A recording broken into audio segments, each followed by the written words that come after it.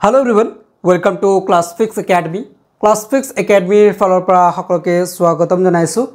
আজিৰ এই video' basically আমি স্টাডি কৰিম নাম্বাৰ সিস্টেমৰ বিষয়। সো আমি ম্যাথ ম্যাজিক যেটো আমি সিৰিজ স্টাৰ্ট কৰিছো হেতু সিৰিজত আমি আপোনালোকক ৰেকৰ্ডেড ফৰ্মত ম্যাথছৰ যিমান কেইটা টপিকস আপোনালোকৰ কম্পিটিটিভ এক্সামৰ বাবে ৰিলেটেড বা ইম্পৰ্টেন্ট হয় গোটেইখিনি আমি কভাৰ কৰি দিম। সো আজিৰ সেশনটো আমাৰ আছে নাম্বাৰ সিস্টেমৰ বিষয়। So number system is the first chapter বুলি ক'ব পাৰি আমি যেতিয়া আমি কম্পিটিটিভ এক্সামৰ বাবে ম্যাথছ স্টাডি কৰিম। সো নাম্বাৰ সিস্টেমত আমি বেসিক্যালি কি পঢ়ো নাম্বাৰ সিস্টেমত আমি different types of number it's function it's operation it's character এই বিষয়ে আমি পঢ়ো নাম্বাৰ সিস্টেমত। সো আজিৰ ক্লাসটো একচুয়ালি আমাৰ কোন কোন পৰীক্ষাৰ বাবে ইম্পৰ্টেন্ট হ'ব এনে যদি আপুনি চাই নাম্বাৰ সিস্টেম যিকোনো প্ৰতিযোগিতামূলক পৰীক্ষাৰ বাবে আমাৰ ইম্পৰ্টেন্ট হয় কিন্তু এই যেটো সিৰিজ আমি আপোনালোকক প্ৰভাইড কৰি আছো যেটো আপোনালোকৰ ম্যাথ ম্যাজিক বুলি আছে ইয়াতে আমি বেসিক কনসেপ্টটো দিম লগতে শৰ্ট ট্ৰিক কিছু দিম আপোনালোকক যিবোৰ শৰ্ট ট্ৰিক আপোনাক পৰীক্ষাত ম্যাথছবোৰ কম সময়ত কৰিবলৈ সহায় কৰিব। সো এইটো এই সিৰিজটো আপোনালোকৰ আসাম ডাইৰেক্ট ৰিক্ৰুটমেন্ট এক্সামৰ বাবে ইম্পৰ্টেন্ট হ'ব। আপুনি যদি আসাম ডাইৰেক্ট ৰিক্ৰুটমেন্ট এক্সামৰ বাবে প্ৰিপাৰেচন চলাইছে তেনে ক্ষেত্ৰত আপোনাৰ বাবে ইম্পৰ্টেন্ট হ'ব। আপুনি যদি আসাম পুলিশ AB UB আৰু SI ৰ বাবে প্ৰিপাৰেচন চলাইছে তেনে ক্ষেত্ৰত আপোনাৰ বাবে ইম্পৰ্টেন্ট হ'ব সেশনটো। যদি আপুনি SSC ৰ বাবে প্ৰিপাৰেচন চলাইছে SSC MTS হ'ব পাৰে SSC CGL হ'ব পাৰে SSC CHSL হ'ব পাৰে যিকোনো হ'ব পাৰে। সো SSC ৰ বাবে আমাৰ ইম্পৰ্টেন্ট আছে লগতে RRB ৰেলৱে ৰিক্ৰুটমেন্ট বোৰ্ডৰ বাবে ইম্পৰ্টেন্ট। সো এইকেইটা এক্সামক টাৰ্গেট কৰি আমি আজিৰ সেশনটো আপোনালোকক আগবঢ়াম। ভিডিওটো অলপ দীঘলীয়া হলেও ভিডিওটো প্ৰথমৰ পৰা শেষলৈকে চাই থাকিব গোটেইখিনি কনসেপ্ট আমাৰ ক্লিয়াৰ হৈ যাব নাম্বাৰ সিস্টেমৰ। ঠিক আছে alright. So first of all number সিস্টেমত আমি কি পঢ়িম নাম্বাৰ সিস্টেমত আমি পঢ়িম ডিফাৰেন্ট টাইপস অফ নাম্বাৰছৰ বিষয়ে যেনেকৈ প্ৰথমটো টাইপস আমি বুলি ক'ব পাৰি natural number. Okay natural number বুলি আমি ক'ব পাৰি। মই শৰ্টকাট ইয়াতে লিখিছো আৰু আপোনালোকে ইয়াত এটো যেতিয়া নোটস বনাব তেতিয়া আপোনালোকে ডিটেইলছত লিখিব। নাম্বাৰ নেচাৰেল নাম্বাৰ বুলি ক'লে আমি কি বুজাও ইয়াক স্বাভাৱিক সংখ্যা বুলি কোৱা হয় অসমীয়াত ইয়াক স্বাভাৱিক সংখ্যা বুলি কোৱা হয়। সো নেচাৰেল নাম্বাৰ বা স্বাভাৱিক সংখ্যা কোনবোৰ সংখ্যা হয় যিবোৰ সংখ্যা আমাৰ একচুয়ালি 1 ৰ পৰা স্টাৰ্ট হয় 1 2 3 4 5 6 dot dot dot dot up to n লৈকে মানে n মানে হৈছে কোনো সীমা নাই যিমান দূৰ লৈকে আপুনি ক'ব পাৰে হেতু হৈছে n। সাপোজ আপুনি কৈছে যে n মানে 1 লাখ 1 লাখে হ'ব 10 লাখ 10 লাখে হ'ব 1000 1000 হ'ব। সো n ৰ কোনো লিমিট নাই এটো ইনফাইনাইট লৈকে কন্টিনিউ হয়। সো এটো আমাৰ n। ওকে সো এটো হৈছে আমাৰ নেচাৰেল নাম্বাৰ বা স্বাভাৱিক সংখ্যা। সো নেচাৰেল নাম্বাৰ আমি নামটো কিয় দিছো তাৰ কাৰণটো হৈছে যেতিয়া আমি 1 2 ক'বলৈ আৰম্ভ কৰিম বা নাম্বাৰছ ক'বলৈ আৰম্ভ কৰিম 1 ৰ পৰা স্টাৰ্ট কৰিম 1 2 3 4 লৈকে কম তো সেই কাৰণে এটো আমাৰ নেচাৰ হৈছে তো সেই কাৰণে ইয়াৰ নাম দিয়া হৈছে নেচাৰেল নাম্বাৰ। ঠিক আছে ঠিক একেদৰে আপোনালোকৰ 2 নম্বৰত আহিব whole number. Okay whole number বুলি ক'লে আমাক কি বুজায় এটো পূৰ্ণ সংখ্যা বুলি কোৱা হয়। ঠিক আছে পূৰ্ণ সংখ্যা মানে সাপোজ এনেকৈ যদি আমি লিখি যাও যে 1 2 3 4 5 6 এনেকৈ 10 যেতিয়া লিখিম তেতিয়া আমাৰ 1 আৰু 0 লাগিব। 10 লিখাৰ সময়ত আমাক কি লাগিব 1 আৰু 0 লাগিব। এই 0 টো আমি কৰ পৰা পাম সেই 0 টো এক্স্যাক্টলি আমাৰ পূৰ্ণ সংখ্যাৰ পৰা ল'ব লাগিব। সো পূৰ্ণ সংখ্যা স্টাৰ্ট হ'ব আমাৰ 0 ৰ পৰা 0 1 2 3 4 5 dot dot dot dot up to n লৈকে মানে এক্স্যাক্টলি আমাৰ নেচাৰেল নাম্বাৰৰ নিচিনাই কেৱল ইয়াতে 0 এটা আমাৰ থাকিব যাক আমি পূৰ্ণ সংখ্যা বুলি কম। ঠিক আছে তো নেচাৰেল নাম্বাৰ হৈ গল হোল নাম্বাৰ হৈ গল। এটা তাৰ পিছত আহিব আমাৰ 3 নম্বৰত ইন্টিজাৰ। ওকে ইন্টিজাৰ বুলি কৈছো। ওকে এতিয়া ইন্টিজাৰ কি হয় অখণ্ড সংখ্যা অসমীয়াত ইয়াক কি বুলি কোৱা হয় অখণ্ড সংখ্যা। তো চাওক অখণ্ড সংখ্যা এক্স্যাক্টলি আপোনালোকৰ কেনেকুৱা হয়। সো ইয়াতে আমি লিখিছো অখণ্ড সংখ্যাৰ মাজত আপোনালোকৰ শূন্য থাকিব। ওকে অখণ্ড মানে কি খণ্ড নোহোৱা তেনে ক্ষেত্ৰত আমাৰ মাজত শূন্য থাকিব আৰু ইয়াৰ সোঁফালে থাকিব আমাৰ গোটেই ধনাত্মক সংখ্যা যেনেকৈ 1 2 3 4 5 6 7। ওকে ইয়াৰ আগত ধনাত্মক চিহ্ন আছে এটো মনত ৰাখিব ইয়াৰ আগত চিহ্ন নাই মানে ধনাত্মক চিহ্ন ইয়াতে আছে। ঠিক একেদৰে এক্স্যাক্টলি ইয়াৰ বাওফালে অৰ্থাৎ শূন্যৰ বাওফালে গোটেই ঋণাত্মক নাম্বাৰবিলাক থাকিব 1 2 3 4 এনেকৈ dot dot dot up to -n লৈকে আৰু এইফালে ধনাত্মক হৈ আমাৰ dot dot dot up to আমাৰ কিমান লৈকে যাব পজিটিভ অৰ্থাৎ +n লৈকে। সো এইকেইটা হৈছে আমাৰ কি নম্বৰ অখণ্ড সংখ্যা। সো অখণ্ড সংখ্যা যদি আপোনালোকে ভালকৈ চায় তেনে ক্ষেত্ৰত আপোনালোকে শূন্যৰ পৰা সোঁফালে আপোনালোকে যিবিলাক নম্বৰছ পাব সেইবিলাক আমাৰ পজিটিভ নম্বৰ। ওকে ইয়াৰ আগত ধনাত্মক চিহ্ন আছে চিহ্ন নথকা মানে ধনাত্মক চিহ্ন আছে। সো গতিকে পজিটিভ নম্বৰ ইয়াক আমি পজিটিভ নম্বৰ বুলি ক'ব পাৰোঁ। ওকে পজিটিভ নাম্বাৰ বুলি ক'ব পাৰোঁ আৰু ইয়াৰ বাওঁফালে যিবোৰ সংখ্যা আছে অৰ্থাৎ অখণ্ড সংখ্যাৰ বাওঁফালে যিবোৰ সংখ্যা আছে these are negative number okay এইবিলাক হৈছে negative number is it clear to all of you clear হৈছে এইখিনি চ' আমাৰ ইণ্টিজাৰত অখণ্ড সংখ্যাত আমাৰ ধনাত্মক সংখ্যাও থাকে ঋণাত্মক সংখ্যাও থাকে এতিয়া আমাক কেতিয়াবা এনেকৈ সুধিব পাৰে যে অখণ্ড সংখ্যাৰ শ্ৰেণীত আমাৰ আটাইতকৈ ডাঙৰ যেটো ধনাত্মক সংখ্যা হেতু কিমান সো আটাইতকৈ ডাঙৰ ধনাত্মক সংখ্যা আমি এক্স্যাক্টলি ক'ব নোৱাৰো এটো ইনফাইনাইট কাৰণ আমি 1 2 3 4 5 6 7 8 কে বহুত দূৰলৈকে যাব পাৰিম হয় নাই তো গতিকে তো কিমান দূৰলৈকে যাব পাৰিম কোনো তাৰ লিমিটেশন নাই কিন্তু যদি আটাইতকৈ সৰু ধনাত্মক সংখ্যা তেনে ক্ষেত্ৰত 1 হ'ব আটাইতকৈ সৰু এক্স্যাক্টলি একেদৰে যদি আমাক কয় যে অখণ্ড সংখ্যাৰ শ্ৰেণীত আটাইতকৈ সৰু সংখ্যা যেটো আমাৰ এক্স্যাক্টলি আমি ক'ব নোৱাৰিম কাৰণ আটাইতকৈ সৰু বুলি ক'লে মাইনাস এইফালে ইনফাইনাইট লৈকে আছে -n লৈকে হেতু আমি এক্স্যাক্টলি ক'ব নোৱাৰো আটাইতকৈ ডাঙৰ যদি ক'ব লাগে তেনে ক্ষেত্ৰত -1 হ'ব আটাইতকৈ ডাঙৰ ক্লিয়াৰ সো এটো হৈছে আমাৰ অখণ্ড সংখ্যা তাৰ পিছত আমাৰ ইয়াতে আহিব 4 নম্বৰত যুগ্ম সংখ্যা আৰু অযুগ্ম সংখ্যা okay odd number and even number মই ইয়াতে শৰ্ট ফৰ্মত লিখিছো odd number and even number odd number হৈছে আমাৰ অযুগ্ম সংখ্যা ইভেন নাম্বাৰ হৈছে যুগ্ম সংখ্যা অড নাম্বাৰ বুলি ক'লে জীৱৰ সংখ্যাৰ শেষত মানে এককৰ ঘৰত ইউনিট প্লেছত 1 3 5 7 and 9 থাকিব এই সংখ্যাবোৰক আমি কি বুলি কম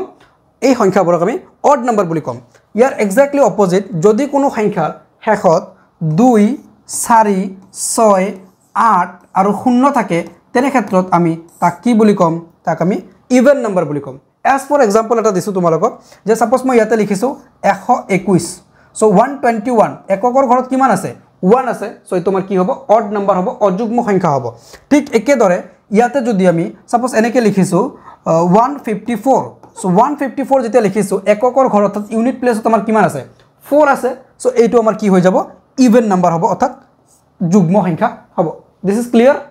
ওকে এখিনি বুজি পাইছে সো যদি এখিনি লকে ক্লিয়াৰ হোৱা নাই ভিডিওটো লাগিলে আকৌ এবাৰ চাই লব ঠিক আছে তো মই এটো ৰাফ কৰি দিছো কাৰণ ভিডিওটো বেছি দীঘলীয়া কৰিব নোৱাৰি সো মই এটো ৰাফ কৰিছো আকৌ বাকি কনসেপ্ট বিলাক বুজাই আছো so odd number even number হৈ গল দেন আমাৰ নেক্সট আহিব যে তোমাৰ 5 নম্বৰ হ'ব আই থিংক এটো হৈছে prime number okay prime number so what is prime number and what is composite number হে দুটা কনসেপ্ট ক্লিয়াৰ কৰিব লাগিব সো প্ৰাইম নম্বৰক ইয়াক অসমীয়াত মৌলিক সংখ্যা বুলি কোৱা হয় ঠিক আছে অসমীয়াত ইয়াক কি বুলি কোৱা হয় মৌলিক সংখ্যা বুলি কোৱা হয় অৰ্থাৎ মৌলিক সংখ্যা হৈছে সেইবোৰ সংখ্যা যিবোৰ সংখ্যাৰ উৎপাদক কি হ'ব দুটা হ'ব সেই সংখ্যাটো নিজে হ'ব আৰু 1 হ'ব সো মই এজ ফৰ এক্সাম্পল বুজাইছো যে সাপোজ 2 মই এটা সংখ্যা লৈছো 2 এই 2 সংখ্যাটো কিমানটা সংখ্যাৰে ডিভাইড কৰিব পাৰি 2 সংখ্যাটো 1 এৰে ডিভাইড কৰিব পাৰি 2 1 গুণ 2 আৰু 2 এৰে ডিভাইড কৰিব পাৰি 2 1 গুণ 2 হয় সো তেনে ক্ষেত্ৰত এই 2 ৰ উৎপাদক কেইটা হল উৎপাদক মানে এই 2ক আমি দুটা সংখ্যাৰে ডিভাইড কৰিব পাৰিলো সো এই দুটাক উৎপাদক বুলি কম যদি কোনো সংখ্যাৰ উৎপাদক দুটা থাকে তাক আমি কি বুলি কম আমি প্ৰাইম নাম্বাৰ বুলি কম অৰ্থাৎ যদি কোনো সংখ্যাৰ আমাৰ ফ্যাক্টৰ দুটা থাকে তেতিয়া তাক আমি প্ৰাইম নাম্বাৰ বুলি কম এজ ফৰ এক্সাম্পল আৰু এটা লৈছো 3 এই 3 যেটো নম্বৰ আছে ইয়াৰ ফ্যাক্টৰ কেইটা হ'ব 1 এৰে ডিভাইড কৰিব পাৰিম আৰু 3 ৰে ডিভাইড কৰিব পাৰিম ইয়াৰ বাহিৰে বেলেগ কিবা নম্বৰ যায় নেকি না যায় তেনে ক্ষেত্ৰত আমাৰ এটো হৈ যাব কি প্ৰাইম নাম্বাৰ অৰ্থাৎ 3 হৈছে প্ৰাইম নাম্বাৰ সো এনেকে প্ৰাইম নাম্বাৰ আমাৰ কোন কেটা প্ৰাইম নাম্বাৰ হয় সো প্ৰাইম নাম্বাৰ আপোনালোকৰ প্ৰাইম নাম্বাৰস সো প্ৰাইম নাম্বাৰস আপোনালোকৰ এক তো কেতিয়াও নহয় ঠিক আছে এক প্ৰাইম নাম্বাৰ নহয় বা কম্পোজিট নাম্বাৰ নহয় এক সংখ্যাটো মৌলিক সংখ্যাও নহয় যৌগিক সংখ্যাও নহয় এটো মনত ৰাখিব তো প্ৰাইম নাম্বাৰ আমাৰ বেসিক্যালি স্টাৰ্ট হ'ব 2 ৰ পৰা 2 3 5 7 9 11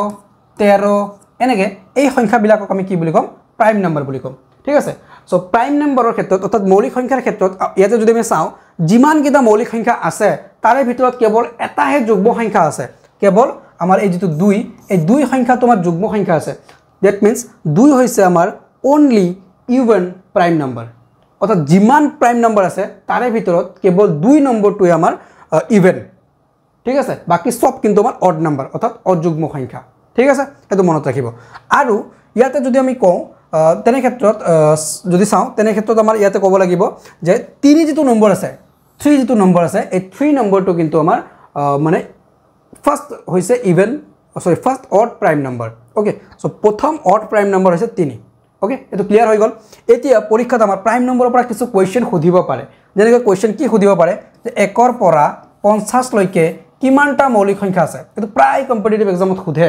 গ্ৰেড 4 ৰ এক্সামত বেছিকৈ সুধাৰ সম্ভাৱনা আছে সো 1 ৰ পৰা 50 লৈকে আমাৰ মৌলিক সংখ্যা আছে 15টা ক্লিয়াৰ এটো এক্স্যাক্টলি মনত ৰাখিব এটো আৰু উলিয়াব নালাগে মানে পৰীক্ষা উলাব পাৰিব সময়টো বহুত বেছি যাব আৰু 1 ৰ পৰা 100 লৈকে আমাৰ মৌলিক সংখ্যা আছে কিমানটা 25টা এটো নোট কৰি ৰাখিব ওকে 100 ৰ পৰা 200 লৈকে আমাৰ মৌলিক সংখ্যা কিমানটা আছে 21টা ওকে ক্লিয়াৰ এখিনি সো এই তিনটা পয়েন্টস নোট কৰি ৰাখিব হেল্প হ'ব অলৰাইট সো আমি প্ৰাইম নাম্বাৰ বুজি পালো ইয়াৰ এক্স্যাক্টলি অপোজিট হয় আমাৰ কম্পোজিট নাম্বাৰ ওকে ইয়াৰ এক্স্যাক্টলি অপোজিট হয় composite number okay so what is composite number composite number হৈছে যিবিলাক সংখ্যাৰ উৎপাদক বা যিবিলাক সংখ্যাৰ ফ্যাক্টৰ দুটাতকৈ বেছি থাকিব এজ ফৰ এক্সাম্পল মই লৈছো 4 এই সংখ্যাটো কিমানটা সংখ্যাৰে ডিভাইড কৰিব পাৰি চোৱাচোন প্ৰথমে 1 ৰে ডিভাইড কৰিব পাৰি তাৰ পিছত 2 ৰে ডিভাইড কৰিব পাৰি এন্ড এগেইন আমি 4 ৰে ডিভাইড কৰিব পাৰি সো এই তিনিটা সংখ্যাৰে ডিভাইড কৰিব পাৰিলো না 4 তেন্তে এই 4 সংখ্যাটোক আমি কি বুলি কম কম্পোজিট নাম্বাৰ বুলি কম এজ ফৰ এক্সাম্পল আৰু এটা লৈছো এই 12 সংখ্যাটো যদি আমি চাও তেনে ক্ষেত্ৰত 1 ৰে ডিভাইড কৰিব পাৰিম 2 ৰে ডিভাইড কৰিব পাৰিম 3 ৰে ডিভাইড কৰিব পাৰিম 4 ৰে ডিভাইড কৰিব পাৰিম তাৰ পিছত আমাৰ আকৌ 6 ৰে ডিভাইড কৰিব পাৰিম এন্ড 12 ইটসেলফ 12 ৰে ডিভাইড কৰিব পাৰিম সো এই ইমান কেটা নম্বৰ যদি আমি ডিভাইড কৰিব পাৰিম এই দুটাতকৈ বেছি হৈ গল দ্যাট মিন্স 12 সংখ্যাটো আমাৰ হ'ব কম্পোজিট নাম্বাৰ ক্লিয়াৰ হৈছে ওকে এতিয়া আপোনালোকে কমেন্টত জনাবচোন মোক যে 1 ৰ পৰা 100 লৈকে কম্পোজিট নাম্বাৰ কিমানটা আছে দিস ইজ হোমৱৰ্ক এটো আপোনালোকে আমাক কমেন্টত জনাব ঠিক আছে আৰু ইয়াতে জাস্ট ক্লু এটা দিছো হেতু হৈছে যে 1 নম্বৰটো কিন্তু আমাৰ প্ৰাইমো নহয় বা কম্পোজিটো নহয় হেতু মনত ৰাখিব ঠিক আছে 1 নম্বৰটো আমাৰ প্ৰাইমো নহয় কম্পোজিটো নহয় এটো একদম ধুনিয়াকৈ মনত ৰাখিব আৰু এটো কমেন্ট সেকশনত মোক জনাই দিব ক্লিয়াৰ হৈ গল ওকে দেন এতিয়া আমাৰ আহিব rational number and irrational number so what is rational number and what is irrational number so rational আৰু ইৰেশনাল মই একেলগে বুজাই দিছো ঠিক আছে মই শৰ্টকাট লিখিছো সো আপোনালোকে ডিটেইলছত লিখি থৈ দিব ঠিক আছে ৰেশনাল নাম্বাৰ মানে হৈছে ভগ্নাংশ নহয় একচুয়ালি ইয়াক অসমীয়াত কি বুলি কোৱা হয় পৰিমেয় সংখ্যা বুলি কোৱা হয় ঠিক আছে পৰিমেয় সংখ্যা আৰু অপৰিমেয় সংখ্যা সো পৰিমেয় সংখ্যা হৈছে সেইবিলাক সংখ্যা যিবিলাক সংখ্যাক আমি p/q আকাৰত লিখিব পাৰি সো p/q আকাৰত লিখিব পাৰি দ্যাট মিন্স ওপৰত এটা সংখ্যা থাকিব তলত এটা সংখ্যা থাকিব মানে ভগ্নাংশ আকাৰত লিখিব পাৰি কিন্তু ইয়াতে এটা শৰ্ত আছে যে q doesn't is equal to 0 q আমাৰ কেতিয়াও 0 নহয় হেতু কিয় নহয় হেতু মই বুজাই দিম বাৰু সপোজ আমি এনেকৈ লিখিব পাৰো 1/2 দিস ইজ ৰেশনাল নাম্বাৰ আমি এনেকৈ লিখিব পাৰো 3/4 এটো ৰেশনাল নাম্বাৰ আমি এনেকৈ লিখিব পাৰো 5/3 ৰেশনাল নাম্বাৰ মানে ওপৰত ডাঙৰ তলত ডাঙৰ হেতু কোনো মেটাৰ নকৰে কিন্তু p/q আকাৰত লিখিলে হেতু হ'ব ৰেশনাল নাম্বাৰ ঠিক আছে কিন্তু আমি এনেকৈ কেতিয়াও লিখিব নোৱাৰি যে 1/0 বা আমি এনেকৈ লিখিব পাৰি নোৱাৰি 2/0 বা এনেকৈ লিখিব নোৱাৰি 3/0 তাৰ কাৰণটো কি তাৰ এক্স্যাক্টলি যেটো কাৰণ হৈছে হেতু আমাৰ কি হেতু মই বুজাইছো ঠিক আছে হেতু আপোনালোকে বুজি লব চাওক ইয়াতে মই সাপোজ এনেকৈ লিখিছো যে 3/0 এটো আমি কেতিয়াও ম্যাথমেটিক্সত একসেপ্ট নকৰো তাৰ কাৰণটো কি তাৰ কাৰণটো হৈছে এনেকৈ লিখিব পাৰি নাই আমি এটো এক্সপ্ৰেস কৰিলে এনেকৈ হ'ব এতিয়া চাওক ইয়াতে আমি যদি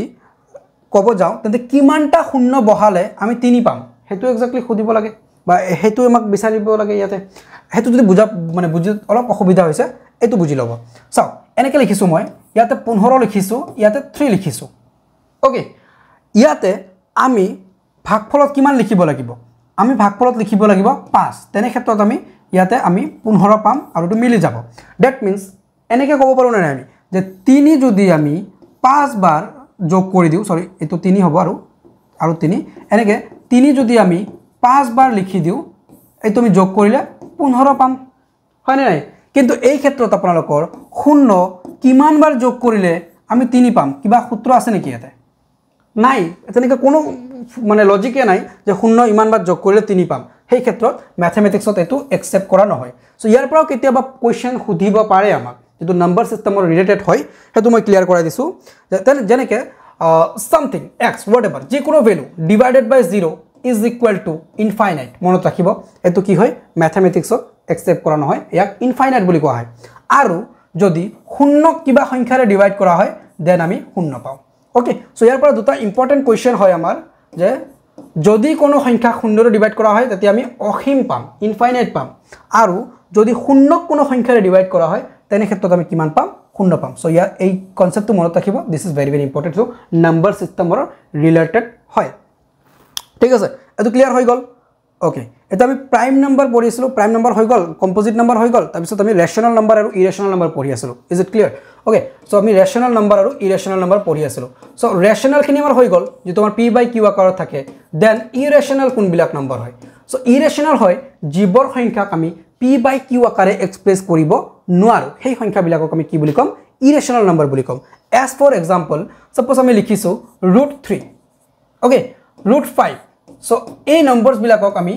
কেতিয়াও মানে কি কৰিব নোৱাৰো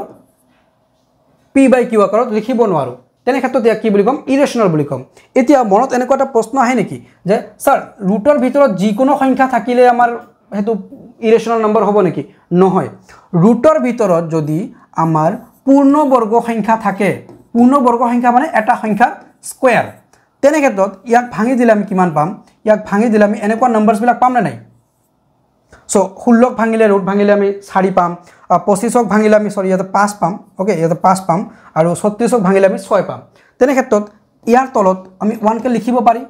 ডেফিনেটলি পাৰি কাৰণ এটো এটা ন্যাচাৰাল নাম্বাৰ হৈ গল আমি জানো ন্যাচাৰাল নাম্বাৰৰ তলত 1 থাকে সেই গতিকে আমাৰ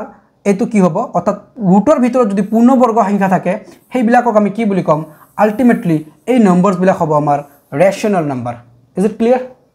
মানে ৰুটৰ ভিতৰত যদি আমাৰ পূৰ্ণবৰ্গ সংখ্যা থাকে তো ৰেশনাল নাম্বাৰ হ'ব ৰুটৰ বাহিৰত যদি মানে ৰুটৰ ভিতৰত যদি পূৰ্ণবৰ্গ সংখ্যা নহয় বেলেগ সংখ্যা হয় তেতিয়া আমাৰ হেতু হ'ব ইৰেশনাল নাম্বাৰ ইজ ইট ক্লিয়াৰ খুব ধুনিয়াকে ক্লিয়াৰ হৈছে আৰু ইয়াত এটা কনসেপ্ট কেতিয়াবা আমাক খুধে যে স্যাৰ পাই যেটো সংখ্যা পাই যেটো আমি লিখো ঠিক আছে পাইৰ ভ্যালু যেটো আমাৰ 22/7 হেতু কি আমাৰ ৰেশনাল নাম্বাৰ নে ইৰেশনাল নাম্বাৰ চাও ইয়াত আমি একদম ক্লিয়াৰ কৰাই দিছো পাই যেটো হৈছে এটো এটা সিম্বল ওকে এটো এটা সিম্বল হিচাপে আমি ব্যৱহাৰ কৰো যেনেকে আমাৰ ৰুপিছৰ সিম্বল হয় নাই যেনে আমাৰ @ সিম্বল যেনেকে আমাৰ হ্যাশট্যাগ এটা সিম্বল একেদৰে পাইও এটা সিম্বল তো পাইৰ কোনো এক্স্যাক্টলি ভ্যালু নাই আমি 22/7 এটো ধৰি লৈছো এটা এজিউম কৰি লোৱা ভ্যালু যেটো ওয়াইল্ড ওয়াইড আমি এজিউম কৰিছো সেই কাৰণে পাইৰ ভ্যালুটো আমি 22/7 বুলি লিখো কিন্তু পাই এটা ৰেশনাল নাম্বাৰ নহব পাই অলৱেজ ইৰেশনাল নাম্বাৰ হ'ব হেতু মনত ৰাখিব কিন্তু যদি কেতিয়াবা কয় যে 22/7 ৰেশনাল নে ইৰেশনাল তে 22/7 এটো আমি p বাই q আকাৰত লিখিছো দেন এটো আমাৰ ৰেশনাল নাম্বাৰ হ'ব সো পাই অলৱেজ ইৰেশনাল নাম্বাৰ কিন্তু আমাৰ 22/7 এটো ৰেশনাল নাম্বাৰ ঠিক আছে পাইৰ ভ্যালু 22/7 হ'ব পাৰে কিন্তু পাই কেতিয়াও ৰেশনাল নাম্বাৰ নহয় clear is it clear to all of you I hope clear হৈছে সবৰে খুব ধুনিয়াকে আৰু বাকি এটা থাকিলে আমাৰ ৰেশনাল নাম্বাৰ হৈ গল ইৰেশনাল নাম্বাৰ হৈ গল তাৰ পিছত আমাৰ থাকিলে real number okay real numbers okay so what are real numbers so আমি জিমান নাম্বাৰস পঢ়িলো যেনেকৈ আমি প্ৰথমে পঢ়িলো ন্যাচাৰাল নাম্বাৰ তাৰ পিছত পঢ়িলো আমি হোল নাম্বাৰ তাৰ পিছত পঢ়িলো আমি কম্পোজিট নাম্বাৰ তাৰ পিছত পঢ়িলো প্ৰাইম নাম্বাৰ তাৰ পিছত ৰেশনাল নাম্বাৰ দেন পঢ়িলো আমি ইৰেশনাল নাম্বাৰ তাৰ পিছত আমি ইভেন নাম্বাৰ অড নাম্বাৰ তাৰ পিছত পজিটিভ নাম্বাৰ নেগেটিভ নাম্বাৰ জিমান নাম্বাৰস পঢ়িলো এই গোটেইবিলাক নাম্বাৰসক মিলাই আমাৰ কি হ'ব ৰিয়েল নাম্বাৰ যাক অসমীয়াত বাস্তৱ সংখ্যা বুলি কোৱা হয় ঠিক আছে যাক অসমীয়াত কি বুলি কোৱা হয় বাস্তৱ সংখ্যা বুলি কোৱা হয় সো আই হোপ আমাৰ নাম্বাৰ সিস্টেমৰ ডিফাৰেন্ট নাম্বাৰস বিলাক আমাৰ হৈ গল ক্লিয়াৰ ওকে সো এতিয়া আমি কিছু ইম্পৰ্টেন্ট ম্যাথছ সলভ কৰিম ঠিক আছে সো নাম্বাৰ সিস্টেমত যে কেৱল এখিনি থাকে তেনেকুৱা নহয় ইয়াৰ লগত আৰু বহুত বস্তু জানিব লাগে which is divisibility test I hope মই হেতু আগত ক্লিয়াৰ কৰা লোৱাৰ পিছত তাৰ পিছত বাকিখিনি দিলে বেটাৰ হ'ব সো গতিকে ফাৰ্স্ট অফ অল আমি এতিয়া নাম্বাৰ সিস্টেমৰ ডিফাৰেন্ট টাইপস অফ নাম্বাৰ বিলাক পঢ়িলো দেন আমি আৰু এটা অলপ সময় লৈ আমি আৰু এটা কনসেপ্ট ক্লিয়াৰ কৰিম যেটো আমাৰ হ'ব divisibility test clear so divisibility test clear কৰাৰ পিছত আমি আকৌ ম্যাথছৰ প্ৰবলেম কেইটামান সলভ কৰিম সো এইটো ভিডিওত মই ডিফাৰেন্ট টাইপস অফ নাম্বাৰসৰ বিষয়ে খুব ধুনিয়াকে বুজাই দিলো নেক্সট আৰু এটা ভিডিও আপলোড হ'ব যত আমি ডিভিজিবিলিটি টেষ্টৰ বিষয়ে পঢ়িম আৰু ডিভিজিবিলিটি টেষ্ট পঢ়াৰ পিছত আমি পঢ়িম কোৱেশ্চন সলভ কৰিম নাম্বাৰ সিস্টেমত ঠিক আছে সো ভিডিওটো খুব ইম্পৰ্টেন্ট হয় আপোনালোকে প্ৰথমৰ পৰা শেষলৈকে চাই থাকিব আৰু যদি বুজা নাই কনসেপ্ট তেন্তে আকৌ এবাৰ চাই লব তাৰ পিছতো যদি কিবা ডাউট থাকে তেন্তে আমাক কমেন্ট সেকশনত জনাব আমি প্ৰতিটো কমেন্টৰে ৰিপ্লাই কৰো সো ভিডিওটো মই ইমানতে শেষ কৰিছো ভিডিওটো আপোনালোকে কিন্তু স্কিপ নকৰাকে আকৌ এবাৰ চাই লব কনসেপ্টখিনি ক্লিয়াৰ কৰিব যিকি নহওক ভিডিওটো ইমান দেৰিলৈকে চাই থকাৰ বাবে ধন্যবাদ আৰু নেক্সট ভিডিও আপলোড হ'ব ডিভিজিবিলিটি টেষ্টৰ সেই ভিডিওটো আপোনালোকে কমপ্লিট চাব আৰু কিবা ডাউট থাকিলে আমাক সুধিব thanks for watching class Fix academy